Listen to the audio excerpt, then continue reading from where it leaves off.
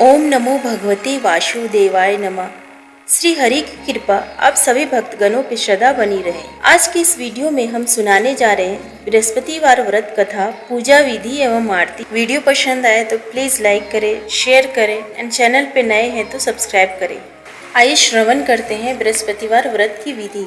इस दिन बृहस्पतिश्वर महादेव जी की पूजा होती है। दिन में एक समय ही भोजन करें, पीले वस्त्र धारण करें, पीले पुष्पों को धारण करें। भोजन भी चने की दाल का होना चाहिए, नमक नहीं खाना चाहिए। पीले रंग का फूल, चने की दाल, पीले कपड़े तथा पीले चंदन से पूजा करनी चाहिए।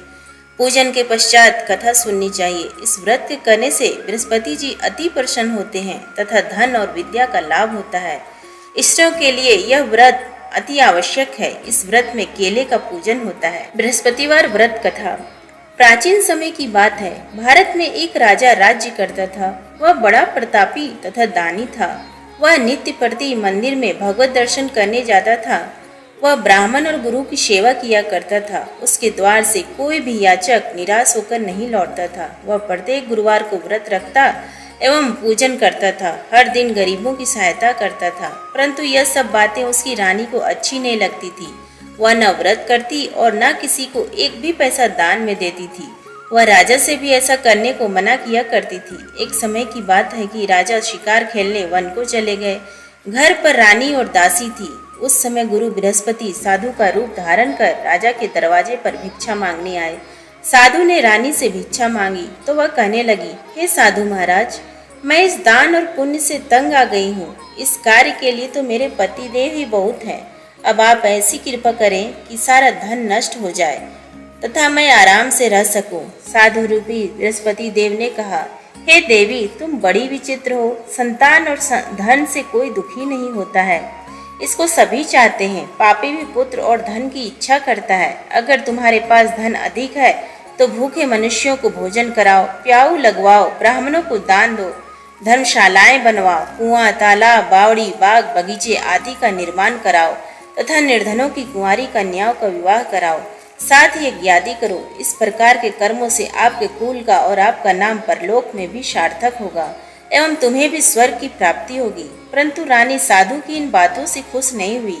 उसने कहा, हे साधु महाराज, मुझे ऐसे धन की आवश्यकता नहीं जिसको मैं अन्य लोगों को दान देती फिरूं तथा जिसको रखने और संभालने में ही मेरा सारा समय नष्ट हो जाए। साधु ने कहा, हे देवी, यदि तुम्हारी ऐसी ही इच्छा है तो जैसा मैं तुम्हें बताता हूँ तुम वैसा ही करना। बृहस्पतिवार के दिन घर आंगन को गोबर से लीपना, अपने केसों को पीली मिट्टी से धोना, केसों को धोते समय स्नान करना, राजा से कहना वह हजामत करवाए, भोजन में मांस मदिरा खाना, कपड़े धोबी के यहाँ धुलने देना। इस प्रकार 7 बृहस्पतिवार करने से तुम्हारा सारा धन नष्ट हो जाएगा। यह कहकर साधु महाराज रूपी बृहस्पति देव अंतर ध्यान हो गए। रानी ने साधु के कहने के अनुसार 7 बृहस्पतिवार तक वैसा ही करने का विचार किया। साधु के बताए अनुसार कार्य करते हुए केवल 3 बृहस्पतिवार ही बीते थे कि उसकी समस्त धन संपत्ति नष्ट हो गई। भोजन के लिए दोनों समय परिवार तरसने लगा तथा सांसारिक भोगों से दुखी रहने लगा। तब राजा रानी से कहने लगा कि हे रानी, तुम यहाँ पर रहो, मैं दूसरे देश को जाता हूँ, क्योंकि यहाँ पर मुझे सभी मनुष्य जानते हैं, इसलिए मैं यहाँ पर कोई काम नहीं कर सकता। मैं अब परदेश जा रहा हूँ, वहाँ कोई काम धंधा करूँगा, शायद हमारे भाग्य बदल जाए। ऐसा कहकर राजा परदेश चला गया। वह वहाँ जंगल से लकड़ी काट कर लाता और शहर में बेचता। इस तरह जीवन व्यतीत करने लगा। इधर राजा के बिना रानी और दासियां दुखी रहने लगी। किसी दिन भोजन मिलता और किसी दिन जल पीकर ही रह जाती। एक समय रानी और दासियों को 7 दिन बिना भोजन के व्यतीत करने पड़े तो रानी ने अपनी दासी से कहा, हे दासी, यहाँ पास में ही नगर में मेरी बहन रहती है, वह बड़ी धनवान है, तो उसके पास जा और वहाँ से 5 सेर बेझर मांग कर ले आ, जिससे कुछ समय के लिए गुजारा हो जाएगा। दासी रानी की बहन के पास गई। रानी की बहन उस समय पूजा कर रही थी। बृहस्पतिवार का दिन था। दासी ने रानी की बहन से कहा, हे रानी, मुझे आपकी बहन ने भेजा है, मुझे 5 सेर बेझर दे दो। दासी ने यह बात अनेक बार कही, परंतु रानी की बहन ने कोई उत्तर नहीं दिया, क्योंकि वह उस समय बृहस्पतिवार की कथा सुन रही थी। जब दासी को रानी की बहन ने कोई उत्तर नहीं मिला तो वह बहुत दुखी हुई। उसे क्रोध भी आया। वह लौटकर रानी से बोली, हे रानी, आपकी बहन बहुत ही घमंडी है, वह छोटे लोगों से बात भी नहीं करती। मैंने उससे कहा तो उसने कोई उत्तर नहीं दिया। मैं वापस चली आई। रानी बोली, हे दासी, इसमें उसका कोई दोष नहीं है। जब बुरे दिन आते हैं तब कोई सहारा नहीं देता। अच्छे बुरे का पता विपत्ति में ही लगता है। जो ईश्वर की इच्छा होगी वही होगा। यह सब हमारे भाग्य का दोष है। उधर रानी की बहन ने सोचा कि मेरी बहन की दासी आई थी, परंतु मैं उससे नहीं बोली, इससे वह बहुत दुखी हुई होगी। अतः कथा सुन और विष्णु भगवान का पूजन समाप्त कर वह अपनी बहन के घर आई और कहने लगी, हे बहन, मैं बृहस्पतिवार का व्रत कर रही थी। तुम्हारी दासी हमारे घर गई थी, परंतु जब तक कथा होती है तब तक हम लोग ना उठते हैं और ना ही बोलते हैं, इसलिए मैं नहीं बोली। कहो दासी, क्यों गई थी? रानी बोली, हे बहन, हमारे घर अनाज नहीं था। वैसे तुमसे कोई बात छिपी नहीं है, इस कारण मैंने दासी को तुम्हारे पास 5 सेर बेजर लेने के लिए भेजा था। रानी की बहन बोली, बहन देखो, बृहस्पति भगवान सबकी मनोकामना पूर्ण करते हैं। देखो, शायद तुम्हारे घर में ही अनाज रखा हो। यह सुनकर दासी घर के अंदर गई तो वहां उसे एक बड़ा बेझर का घर भरा मिला। उसे बड़ी हैरानी हुई, क्योंकि उसने एक एक बर्तन देख लिया था। उसने बाहर आकर रानी को बताया। दासी अपनी रानी से कहने लगी, हे रानी, देखो, वैसे हमको जब अन्न नहीं मिलता तो हम रोज ही व्रत करते हैं। अगर इनसे इस व्रत की विधि और कथा पूछ ली जाए तो उसे हम भी कर लिया करेंगे। दासी के कहने पर रानी ने अपनी बहन से बृहस्पतिवार व्रत के बारे में पूछा। उसकी बहन ने बताया, हे रानी बहन, बृहस्पतिवार को सूर्योदय से पूर्व उठकर स्नान करके बृहस्पतिवार का व्रत करना चाहिए, लेकिन उस दिन सिर नहीं धोना चाहिए। बृहस्पतिवार के व्रत में चने की दाल और मुनक्कों से विष्णु भगवान का केले के वृक्ष की जड़ से पूजन करें तथा दीपक जलाएं। उस दिन एक ही समय भोजन करें। भोजन पीले खाद्य पदार्थ का करें तथा कथा सुने। इस प्रकार करने से गुरु भगवान प्रसन्न होते हैं, अन्न पुत्र धन देते हैं। इस तरह व्रत और पूजन की विधि बताकर रानी की बहन अपने घर लौट गई। रानी और दासी दोनों ने निश्चय किया कि वे बृहस्पति देव भगवान का पूजन जरूर करेंगी। 7 दिन बाद जब बृहस्पतिवार आया तो उन्होंने व्रत रखा। घुड़साल में जाकर चना और गुड़ बीन लाई तथा उसकी दाल से केले की जड़ में भगवान विष्णु की पूजन की। अब भोजन कहाँ से आए? दोनों बड़ी दुखी हुई, परंतु उन्होंने व्रत किया था, इस कारण बृहस्पति देव प्रसन्न थे। वे एक साधारण व्यक्ति के रूप में 2 थालों में सुंदर पीला भोजन लेकर आए और दासी को देकर बोले, हे दासी, यह भोजन तुम्हारे और रानी के लिए है, तुम दोनों करना। दासी भोजन पाकर बड़ी प्रसन्न हुई और रानी से बोली, रानी जी, भोजन कर लो। रानी को भोजन आने के बारे में कुछ पता नहीं था, इसलिए वह दासी से बोली, जा तू ही भोजन कर, क्योंकि तू हमारी व्यर्थ में हंसी उड़ाती है। दासी बोली, एक व्यक्ति अभी भोजन दे गया है। रानी कहने लगी, वह भोजन तेरे लिए ही दे गया है, तू ही भोजन कर। दासी ने कहा, वह व्यक्ति हम दोनों के लिए 2 थालों में भोजन दे गया है, इसलिए मैं और आप दोनों ही साथ साथ भोजन करेंगे। फिर दोनों ने गुरु भगवान को नमस्कार कर भोजन प्रारंभ किया। उसके बाद से वे प्रत्येक बृहस्पतिवार को गुरु भगवान का व्रत और पूजन करने लगी। बृहस्पति भगवान की कृपा से उनके पास धन हो गया, परंतु रानी फिर पहले की तरह से आलस्य करने लगी। तब दासी बोली, देखो रानी, तुम पहले भी इस प्रकार आलस्य करती थी, तुम्हें धन के रखने में कष्ट होता था, इस कारण सभी धन नष्ट हो गया। अब गुरु भगवान की कृपा से धन मिला है तो फिर तुम्हें आलस्य होता है। बड़ी मुसीबतों के बाद हमने यह धन पाया है, इसलिए हमें दान पुण्य करना चाहिए। तुम भूखे मनुष्यों को भोजन कराओ, प्याऊ लगवाओ, ब्राह्मणों को दान दो, कुआं, तालाब, बावड़ी आदि का निर्माण करवाओ, मंदिर पाठशाला बनवाकर दान दो, कुंवारी कन्याओं का विवाह करवाओ। धन को शुभ कार्यों में खर्च करो, जिससे तुम्हारे कुल का यश बढ़े तथा स्वर्ग प्राप्त हो और पितृ प्रसन्न हो।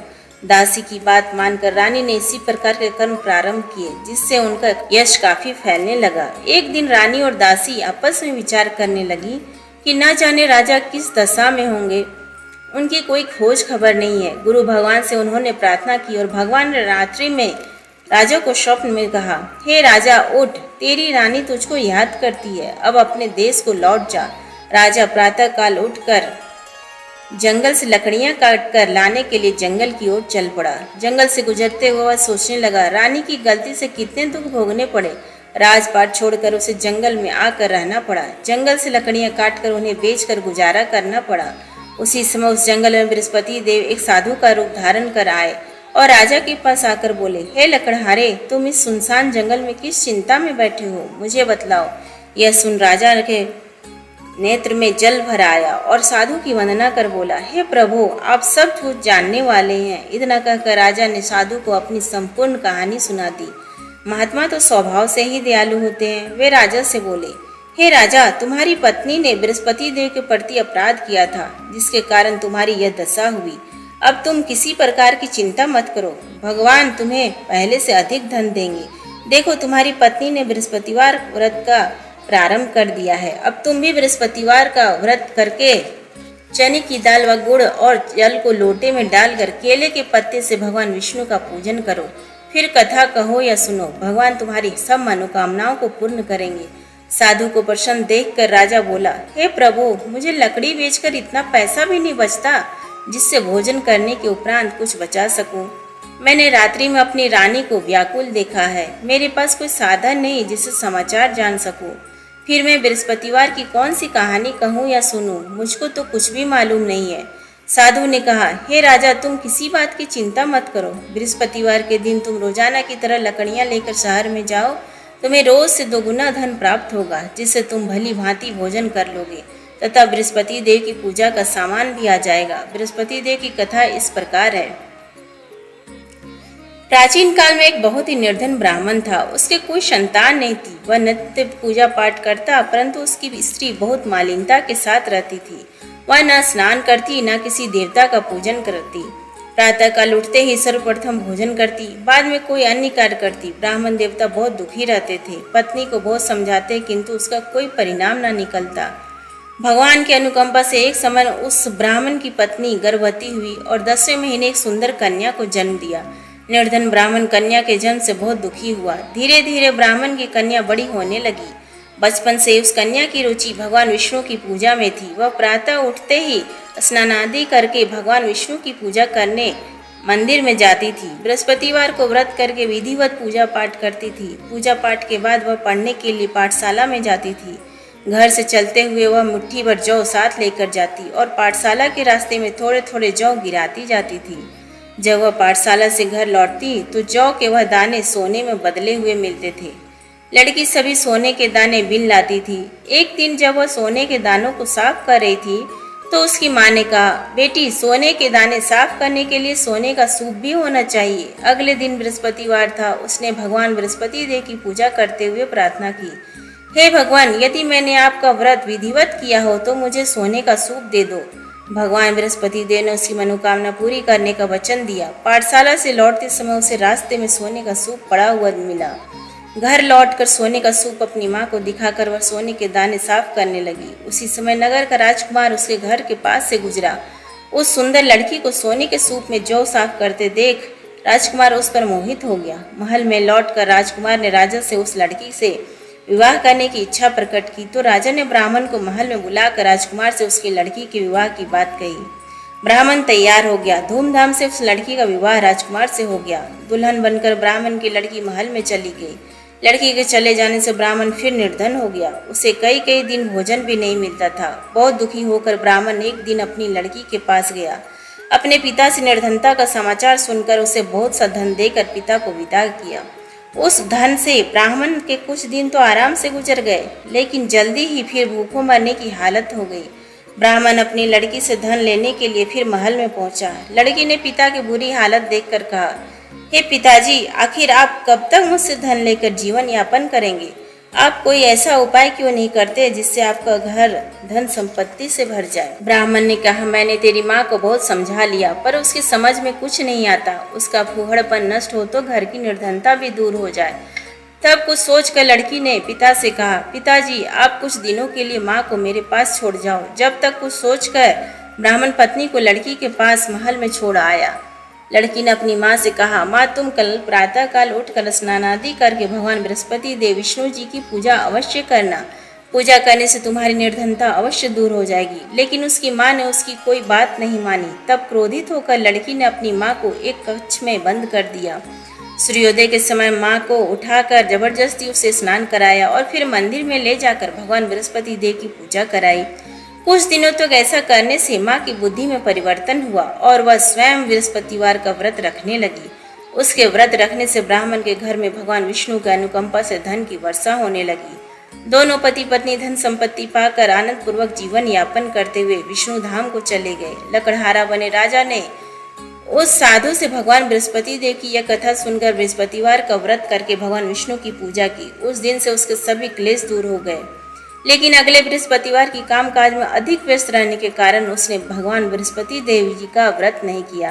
भगवान बृहस्पति देव लकड़हारे से क्रोधित हो गए और उसे भूल की सजा दी। उस दिन नगर के राजा ने नगर में घोषणा करके सबको सूचित दिया, प्रत्येक नागरिक मेरे महल में भोजन करने आए, जो नहीं आएगा उसे अपराधी मानकर भारी दंड दिया जाएगा। लकड़हारा बने राजा ने उस नगर के राजा की घोषणा तो सुनी, लेकिन जंगल से लकड़ी काट कर लाने और उन्हें बेचने में देर हो जाने के कारण वह समय पर महल में भोजन करने नहीं जा सका। अतः राजा के सैनिक लकड़हारे को पकड़कर महल में ले गए। राजा ने उसे महल के एक कक्ष में बैठा कर भोजन कराया। उस कक्ष में एक खूंटी पर रानी का सोने का हार लटका हुआ था। लकड़हारा खूंटी अकेला उस कक्ष में भोजन कर रहा था। तभी उसने एक आश्चर्यजनक घटना घटती देखी। देखते ही देखते वह खूंटी हार को निकल गई। थोड़ी देर के बाद राजा ने हार को गायब देखा तो लकड़हारे को कारावास में डलवा दिया। लकड़हारा मन ही मन अपने भाग्य को कोसने लगा।